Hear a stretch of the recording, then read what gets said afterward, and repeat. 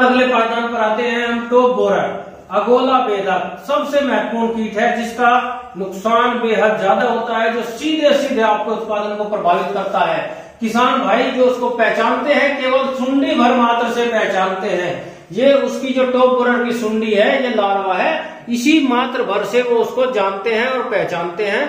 मेरा किसान भाइयों से निवेदन है, सुंडी को तो अवश्य पहचाने ही पहचाने, इसके अलावा टॉप बोरर, उसके मोथ को अवश्य पहचाने, इसके प्रोड को अवश्य पहचाने। ये सिल्वर कलर का होता है, बिल्कुल सफेद रंग का आपको देखने को मिलेगा। जब आपके खेतों में ये मोथ वहां पर नजर आना शुरू हो जाए तभी आपको उसका नियंत्रण प्रारंभ कर देना है। यदि आप खेत में जाते हैं वहां पर देखेंगे तो जो आपकी गोब वाली पत्ती है उसमें इस प्रकार के छिद्रनुमा स्ट्रक्चर वहां पर बन गई है। इसका मतलब है आपके खेतों में टॉप बोरर का अटैक वहां पर हो चुका है, अगोला बेधक का प्रकोप वहां पर हो चुका है। ये अगोला बेधक का आपके वहां पर केवल पत्ती पर इस प्रकार के लक्षण, लेकिन जब अगोला आप तोड़कर देखेंगे तो ये सुंडी जो आपको यहाँ पर नजर आ रही है, ये सुंडी वहां पर आपको बैठी हुई मिलेगी। इस सुंडी को नियंत्रित कर पाना बड़ा मुश्किल है। आप प्रयास करें, पहले प्रोड को ही नियंत्रित करने का प्रयास करें। आप इसकी संपूर्ण जानकारी के लिए आप मेरे वीडियो लिंक में जाकर वहां पर उससे भी आप जानकारी ले सकते हैं कि किस प्रकार हम टॉप बोरर अगोला बेधक को नियंत्रित करें।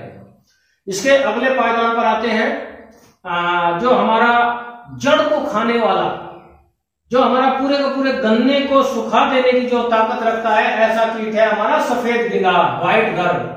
ये सफेद गिंगार का जो लार्वा होता है यही सबसे खतरनाक होता है, यही सबसे ज्यादा हानिकारक होता है। इसका माउस पार्ट इतने मजबूत होते हैं कि ये जड़ों के संपूर्ण भाग को काटकर वहां पर सारे रेशे को खा जाता है, जिसकी फीडिंग हैबिट बहुत तेजी से होती है।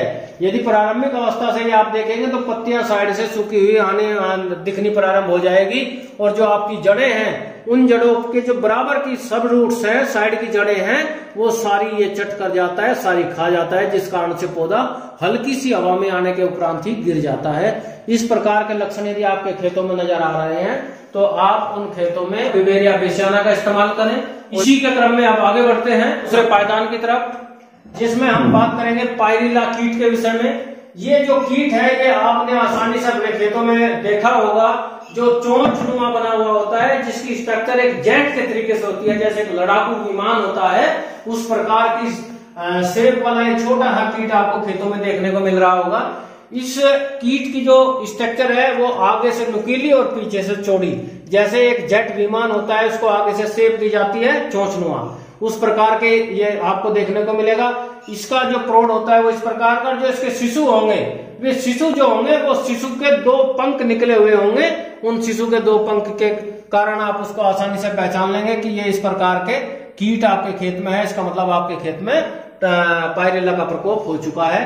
ये उनके अंडों का जो शेप है, जो उसके अंडे हैं, वे इस प्रकार के लक्षण वहां पर आपको मिलेंगे, जैसे रुई से उसको वो ढक देते हैं। इस प्रकार के लक्षण वहां पर आपको देखने के मिलेंगे पत्ती की निचली सतह पर, और इसमें से ही निकल के ये शिशु धीरे धीरे बाहर आने प्रारंभ हो जाते हैं। लेकिन इसका सावधानी ये रखनी है कि आप अपने खेतों में केमिकल का प्रयोग करने से पहले एक बार ये जरूर देख लें कि इसका पैरासाइट, इसको खाने वाला एपेरिकेनिया यदि वहां पर उपलब्ध है तो आप किसी भी केमिकल का प्रयोग ना करें। इसकी विस्तृत कंप्लीट जानकारी के लिए और अधिक जानकारी के लिए आप मेरे लिंक में जाकर भी वहां पर आसानी से देख सकते हैं कि पायरिल्ला का नियंत्रण हम अपने खेतों में किस प्रकार से कर सकते हैं।